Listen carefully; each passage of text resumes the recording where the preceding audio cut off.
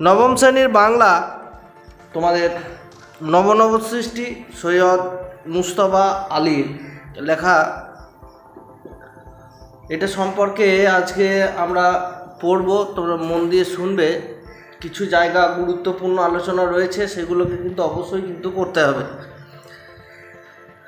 দেখো, আমরা 1.5 পাতার মতো পড়ব।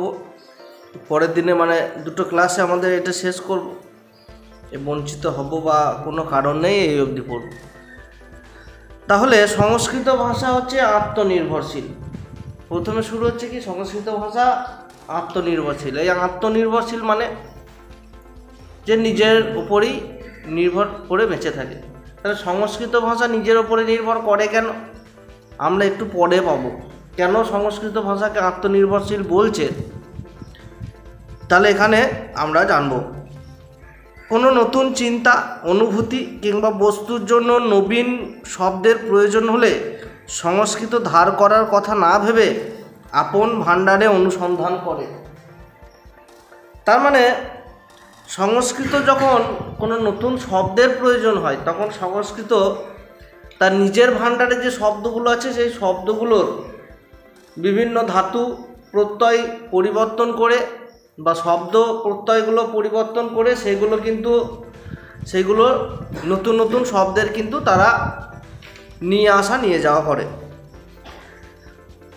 এমন কোনো ধাতু বা শব্দ যেখানে আছে কিনা যার সামান্য অদল বদল করে কিংবা পুরনো ধাতু দিয়ে নবীন শব্দটি নির্মাণ করা যায় কিনা, তার অর্থ অবশ্য এ নয় যে সংস্কৃত কস্মিনকালেও বিদেশি কোনো শব্দ গ্রহণ করেনি, নিয়েছে, কিন্তু তার পরিমাণ এতই মুষ্টিমেয় যে সংস্কৃতকে স্বয়ংসম্পূর্ণ ভাষা বলাতে কারো কোনো আপত্তি থাকার কথা নয়। মানে সংস্কৃত ভাষা বিদেশি শব্দ নিয়েছে, নেয়নি নয়, কিন্তু এতই কম নিয়েছে যেটাকে আমরা সংস্কৃতকে স্বয়ংসম্পূর্ণ ভাষা বলা যেতে পারে। এরকম পৃথিবীতে অনেক ভাষাই আছে যেগুলো সংস্কৃতের মতোই স্বয়ংসম্পূর্ণ। অনেক প্রাচীন ভাষা যেগুলো, সেগুলো নিজের শব্দ ভাণ্ডার থেকেই নিজে কিন্তু তৈরি করা হয়। প্রাচীন যুগের সব ভাষাই কিন্তু তাই। প্রাচীন যুগে যত ভাষা আছে সব কিন্তু স্বয়ংসম্পূর্ণ। যেমন হিব্রু, গ্রিক, আবেস্তা, ঈষৎ। পরবর্তী যুগের আরবিও আত্মনির্ভরশীল এবং অধিকাংশ ক্ষেত্রেই স্বয়ংসম্পূর্ণ। মানে এই সমস্ত আমরা 4টে ভাষা সম্পর্কে জানলাম, কি কি, হিব্রু, গ্রিক, আবেস্তা এবং কিছু কিছু আরবিও অনেকাংশে আত্মনির্ভরশীল ভাষা। বর্তমান যুগে ইংরেজি ও বাংলা আত্মনির্ভরশীল কিন্তু নয়, কেননা আমরা জানি ইংরেজি এবং বাংলাতে অনেক বিদেশি ভাষা কিন্তু ঢুকে আছে। আবার এটা বললেও ভুল হবে না যে ইংরেজি বিদেশি এবং বাংলাও বিভিন্ন দেশের ভাষা থেকে কিন্তু নির্মিত। বেশ, আমরা প্রয়োজন মতো এবং অপ্রয়োজনীয় ভিন্ন ভিন্ন ভাষা থেকে শব্দ নিয়েছি এবং নিচ্ছি।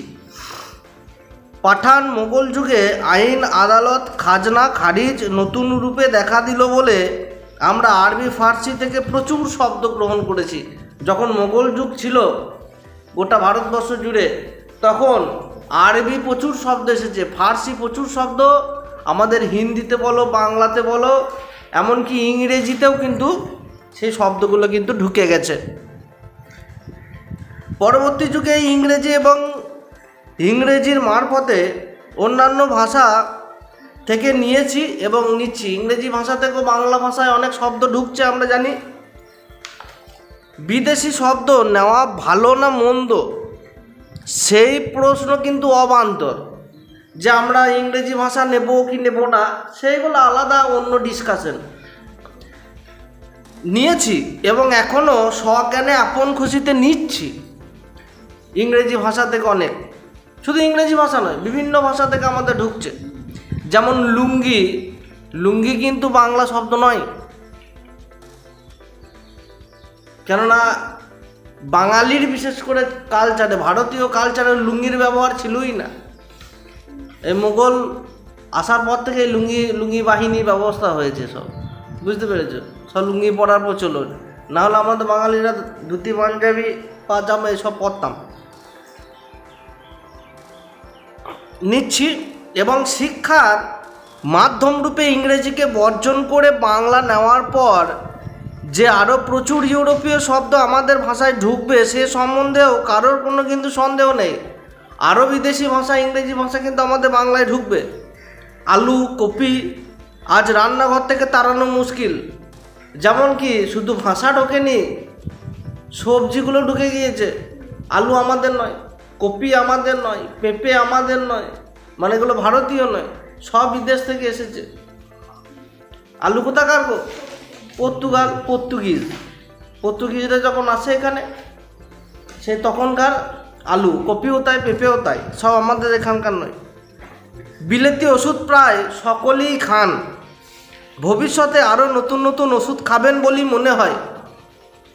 এই দুই বিদেশি বস্তুর ন্যায় আমাদের ভাষাতেও বিদেশি শব্দ থেকে যাবে, নতুন আমদানিও বন্ধ করা যাবে না।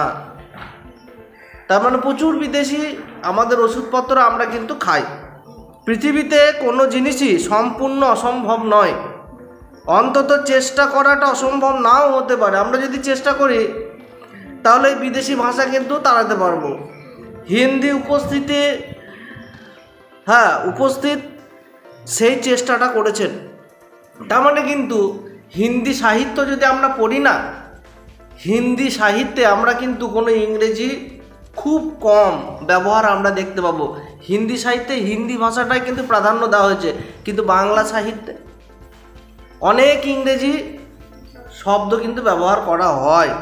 কিন্তু যখন আমরা দেখি সেই বাংলা সাহিত্যের ক্ষেত্রে, আমরা যদি দেখি যে প্রাচীন বাংলা সাহিত্য, বিশেষ করে সাধু ভাষায় যেগুলো লেখা, ঈশ্বরচন্দ্র বিদ্যাসাগর সেই যুগের লেখাগুলো, রবীন্দ্রনাথ যুগে, ওখানে কিন্তু ইংরেজি শব্দ খুব কম পাবোই না আমরা। বহু সাহিত্যিক উঠে পড়ে লেগেছেন হিন্দি থেকে আরবি, ফার্সি, ইংরেজি শব্দ তাড়িয়ে দেবার জন্য, মানে ওই সব শব্দ রাখা যাবে না। চেষ্টাটার ফল আমি হয়তো দেখে যেতে পারবো না, আমার তরুণ পাঠকেরা নিশ্চয়ই দেখে যাবেন। ফল যদি ভালো হয় তখন তারা না হয় চেষ্টা করে দেখবেন। বলা বাহুল্য, রবীন্দ্রনাথ স্বচ্ছন্দে লিখেছেন আবরু দিয়ে, ইজ্জত দিয়ে, ইমান দিয়ে, বুকের রক্ত দিয়ে। একটাও কিন্তু ভারতীয় শব্দ নয়। এই যে যেমন আবরু, এটা কিন্তু ভারতীয় কোনো শব্দ নয়। ইজ্জত, এটাও ভারতীয় শব্দ নয়। ইমান, এটাও ভারতীয় শব্দ নয়। বুকে রক্ত দিয়ে, নজরুল ইসলাম ইনকিলাব নয়, কয়শিলাকা বা কিলাব, কয়লাকা ব নয়, এই যে ক্লাব নয়। এবং শহীদ শব্দ বাংলায় ঢুকিয়ে গিয়েছেন। যে শহীদ হয় আমাদের বীর সেনা, যে শহীদ হয়, এই শহীদ শব্দটাও কিন্তু আমাদের দেশীয় কোনো শব্দ নয়। বিদ্যাসাগর সাধু রচনায় বিদেশি শব্দ ব্যবহার করতেন না। এই যে আমি বলছি, সাধু ভাষায় যখন তারা লিখতেন তখন কিন্তু কোনো বিদেশি ভাষা ব্যবহার করতেন না। বেনামিতে লেখা অসাধু রচনায় চুটিয়ে আরবি ফার্সি ব্যবহার করতেন, মানে নাম না করে, নাম না দিয়ে, মানে বিশেষ করে যেগুলো ছদ্মনাম ব্যবহার করে যখন তিনি সাধু ভাষায় লিখতেন না, তখন কিন্তু তিনি বিভিন্ন আরবি ফার্সি এগুলো ব্যবহার করতেন। আর অতিশয় নিষ্ঠাবান ব্রাহ্মণ পণ্ডিত হরপ্রসাদ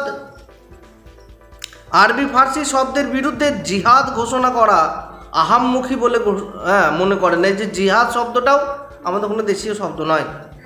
আলাল ও হুতম এর ভাষা বিশেষ উদ্দেশ্যে নির্মিত হয়েছিল। আলাল এবং হুতুম পেঁচার নকশা, আলালের ঘরে দুলাল আর হুতুম পেঁচার নকশা কালীপ্রসন্ন সিংহের ইতিহাসে পড়ছিলাম আমরা, সেইটা। এটা কিন্তু আলাদাই ভাষা, অন্যরকম ভাষা আর কি। বিশেষ উদ্দেশ্যে নির্মিত হয়েছিল। সাধারণ বাংলা এ স্রোতে গা ঢেলে দেবে না বলে তার উল্লেখ এ স্থলে নিষ্প্রয়োজন। এবং হিন্দির বঙ্কিম এবং প্রেমচন্দ হিন্দিতে বিস্তর আরবি ফার্সি ব্যবহার করেছেন। এই আমরা যদি হিন্দি সাহিত্যের অন্যতম কবি বলি তাহলে আমাদেরকে কিন্তু প্রেমচাঁদের নাম নিতেই হবে। প্রেমচাঁদ অন্যতম কবি, কিন্তু প্রচুর কবিতা আছে প্রেমচাঁদের। এর স্থলে আর একটি কথা বলে রাখা কিন্তু ভালো, কি বাংলার ভাষা তার বিষয়বস্তুর উপর নির্ভর করে। শঙ্কর দর্শনের আলোচনার ভাষা সংস্কৃত শব্দবহুল হবেই, কেননা শঙ্করাচার্যের ভাষা কিন্তু সংস্কৃত শব্দবহুল হবে, স্বাভাবিক এইটা। পক্ষান্তরে মোগলাই রেস্তোরাঁর বর্ণনাতে ভাষা অনেকখানি হুতম ঘেঁষা হয়ে যেতে বাধ্য। আর বসুমতীর সম্পাদকীয় রচনার ভাষা এক, তাতে আছে গাম্ভীর্য। বাঁকা চোখের ভাষা ভিন্ন, তাতে থাকে চটুলতা। বাংলায় যেসব বিদেশি শব্দ ঢুকেছে তার ভিতরে আরবি, ফার্সি এবং ইংরেজি কিন্তু প্রধান। সংস্কৃত শব্দ বিদেশি নয়, এবং পর্তুগিজ, ফার্সি, স্প্যানিশ শব্দ এতই কম যে সেগুলি নিয়ে অত্যাধিক দুশ্চিন্তা করার কোনো কারণ নেই। মানে সংস্কৃত ভাষায় এইসব শব্দ সেই দু একটা খুঁজে পাবে, আতস কাঁচ দিয়ে খুঁজে দেবে, বুঝতে পেরেছ? বাংলা ভিন্ন অন্য কোনো ভাষার চর্চা আমরা করি না কেন, যে ভাষা সে ভাষা শব্দ বাংলাতে ঢুকবেই। যে কোনো ভাষা যদি আমরা বাংলা ভাষায় আলোচনা করি, সেই ভাষার শব্দ আমরা কিন্তু একটা ব্যবহার করে নিই।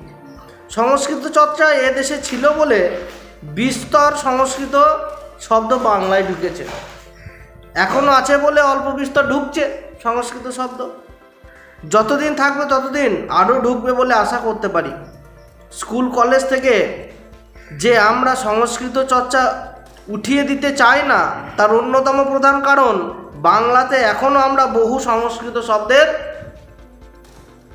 শব্দের প্রয়োজন। কেননা সংস্কৃত শব্দ যদি আমরা উঠিয়ে দিই বা সংস্কৃত চর্চা যদি আমরা উঠিয়ে দিই, তাহলে কি হবে, বাংলায় অনেক নতুন নতুন শব্দ কিন্তু আমাদের চলে যাবে। কেননা আমরা জানি সংস্কৃত ধাতু প্রত্যয় থেকেই আমাদের অনেক শব্দ কিন্তু আসে। সংস্কৃত চর্চা উঠিয়ে দিলে আমরা অন্যতম প্রধান খাদ্য থেকে কিন্তু বঞ্চিত হব, স্বাভাবিক। বাংলার ইংরেজির বেলাতেও তাই, বিশেষ করে দর্শন, নন্দনশাস্ত্র, পদার্থবিদ্যা, রসায়নবিদ্যা ইত্যাদি জ্ঞান, ততোধিক প্রয়োজনীয় বিজ্ঞানের শব্দ কিন্তু আমরা চাই। রেলের ইঞ্জিন কি করে চালাতে হয় সে সম্বন্ধে বাংলাতে কোনো কিন্তু বই আছে বলে জানি না। রেল ইঞ্জিন বড় বড় যদি বিজ্ঞানী তোমরা রিসার্চ করো, সব ইংরেজিতেই লেখা থাকবে, ফলে সেইগুলোর জন্য আমাদের ইংরেজি প্রয়োজন। তাই এসব টেকনিক্যাল শব্দের প্রয়োজন যে আরও কত বেশি সে সম্বন্ধে কোনো সুস্পষ্ট ধারণা এখনও আমাদের মনের মধ্যে কিন্তু নেই। সুতরাং ইংরেজি চর্চা বন্ধ করার সময় এখনও আসেনি। ইংরেজি আমাদের প্রয়োজন আছে, সংস্কৃত বাংলার জন্য আমাদের প্রয়োজন আছে, অন্যান্য ভাষাও বাংলাতে কিন্তু প্রয়োজন আছে। নাহলে বাংলা কিন্তু একদম দরিদ্র ভাষা হয়ে থাকবে, কেননা বাংলা সেরকম শব্দ থাকবে না, আর আমাদের শব্দ ভাণ্ডার অত্যন্ত কম হিসাব মতো অন্যান্য ভাষার তুলনায়। এই অবধি থাকলো, পরে আর এক পাতা আছে, পরের ক্লাসে এটা পড়াবো। তোমাদের যদি এইটুকু বুঝতে অসুবিধা হয় তাহলে কমেন্ট বক্সে অবশ্যই কমেন্ট করো, আর চ্যানেলে নতুন থাকলে অবশ্যই চ্যানেলটিকে সাবস্ক্রাইব করতে ভুলবে না। চলো ভিডিওটা এখানে শেষ করছি। জয় হিন্দ, বন্দে মাতরম।